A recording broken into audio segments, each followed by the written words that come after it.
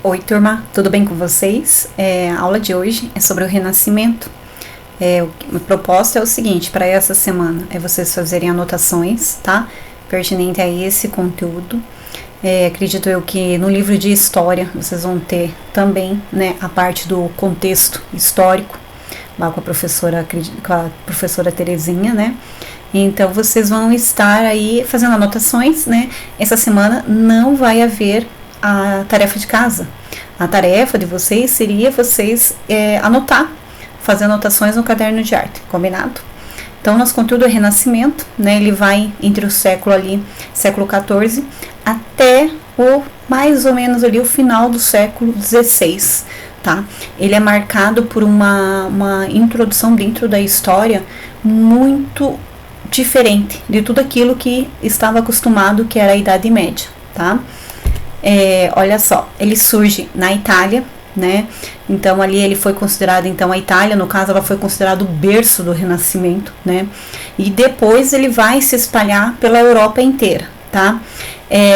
O Renascimento em si, ele é totalmente voltado à Antiguidade Clássica, né?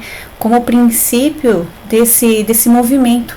É um movimento muito extenso, né? Durou ali por volta de 300 anos, mais ou menos, 300 a 350 anos, mais ou menos, que ficou, né, esse período aí, tá?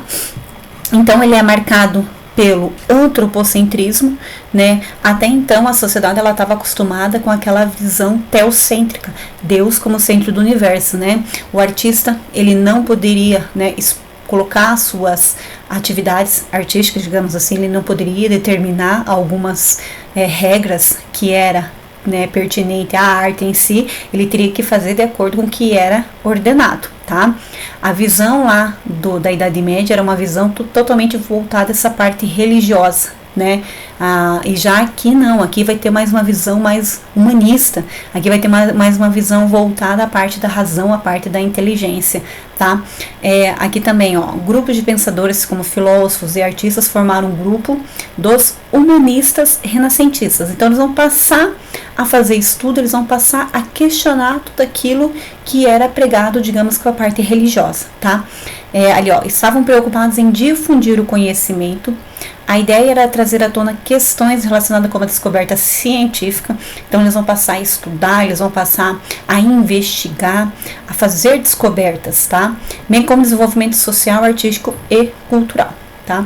Esses artistas promoviam um pensamento mais humano e racionalista, ou seja, centrado no antropocentrismo. Lembra que eu disse, ó, tá aqui a palavrinha, teocentrismo, Deus como centro do universo, que provém da Idade Média.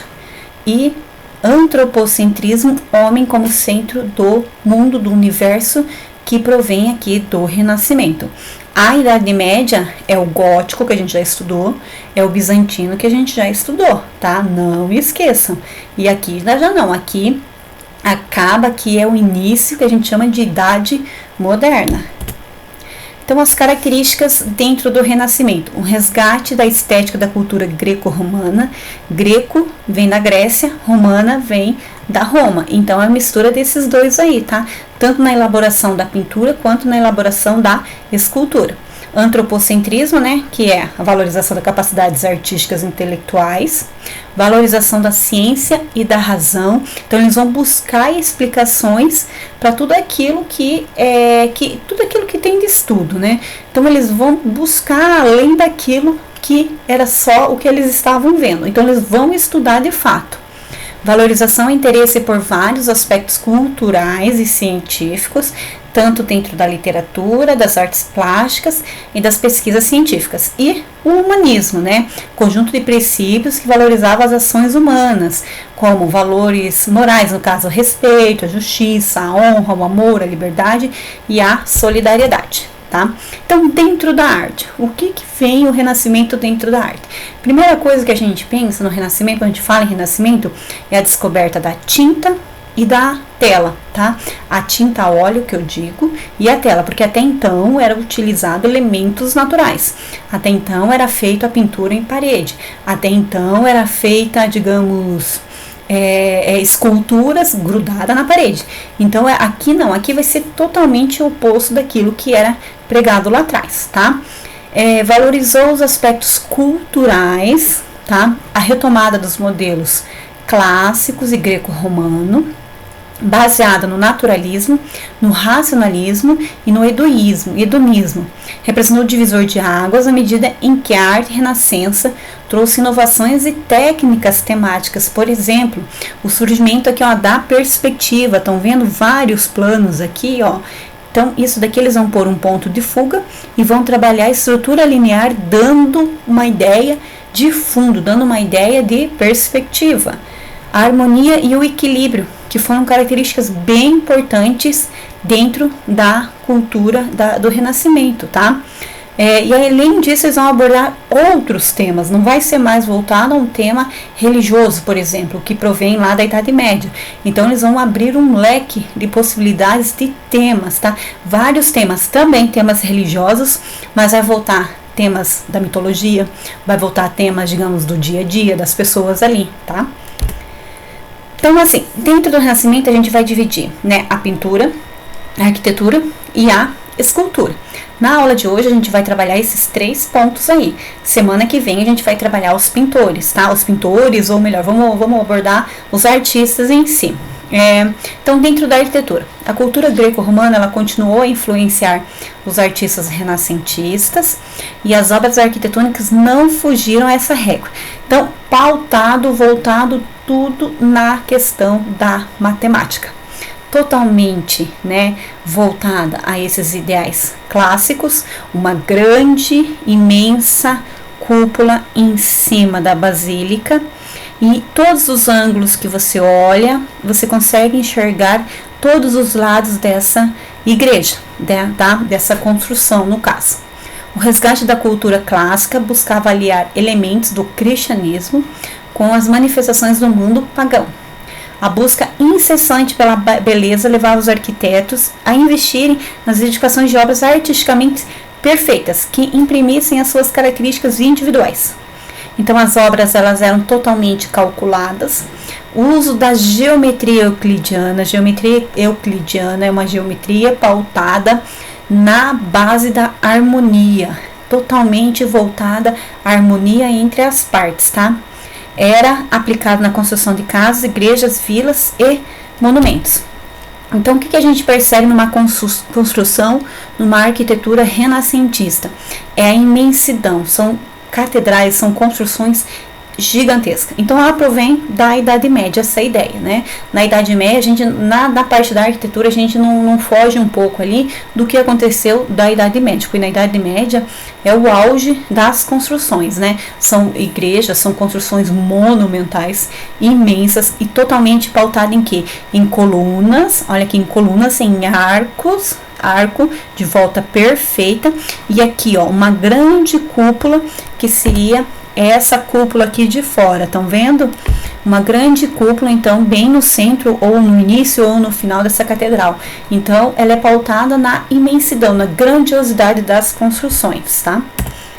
Na escultura, então, vai ser um pouco diferente. Enquanto lá no gótico, ou no bizantino, ou até mesmo no românico, vamos falar da Idade Média inteira, ele era voltado na arquitetura, presa na arquitetura. Aqui ela vai se desprender, aqui ela vai ser uma construção, como que eu vou dizer para vocês, ela vai ser uma construção independente, tá? Ela não vai necessitar de uma arquitetura ali para poder segurar essa escultura, tá? Então ela vai ser tridimensional.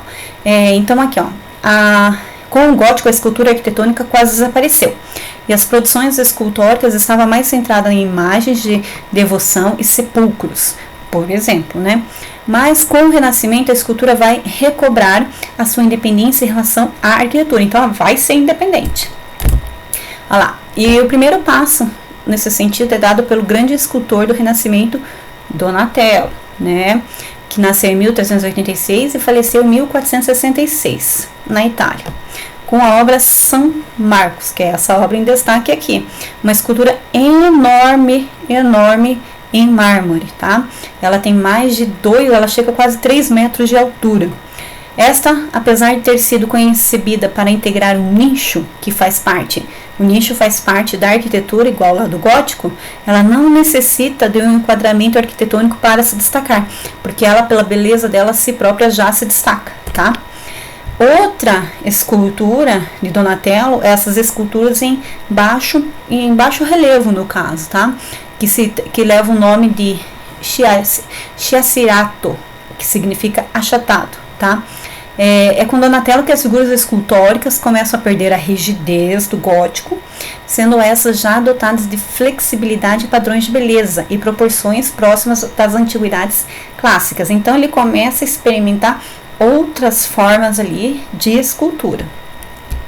Mas, turma, seria mais ou menos uma dispersão daquilo que estavam, né, acostumado lá na Idade Média, né? Aqui as esculturas, elas vão ser totalmente independentes e, né, ter um ar de uma leveza, um movimento bem bacana, tá? A outra escultura que representa muito bem, ainda de Donatello, é o Davi, tá? De Donatello ali.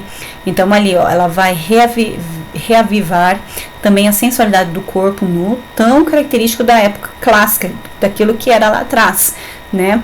Essa é a primeira escultura independente do tamanho natural, até 1,58 m. Mais ou menos 1,58 m, tamanho natural, e totalmente nua desde a antiguidade, né? Então, turma, olha só, para a semana que vem, a gente vai estar trabalhando vários artistas principais e junto com eles suas obras, tá? E a aula seria mais ou menos isso daí. Então vocês vão fazer anotações pertinentes, né? Anotações sobre o Renascimento. Utilizem outras fontes, se vocês quiserem, de pesquisa, até mesmo livro de história, mas nada de contexto histórico. Peguem lá mais a questão das artes, o que teve o Renascimento, né, de influência dentro da arte, beleza? Beijo para vocês!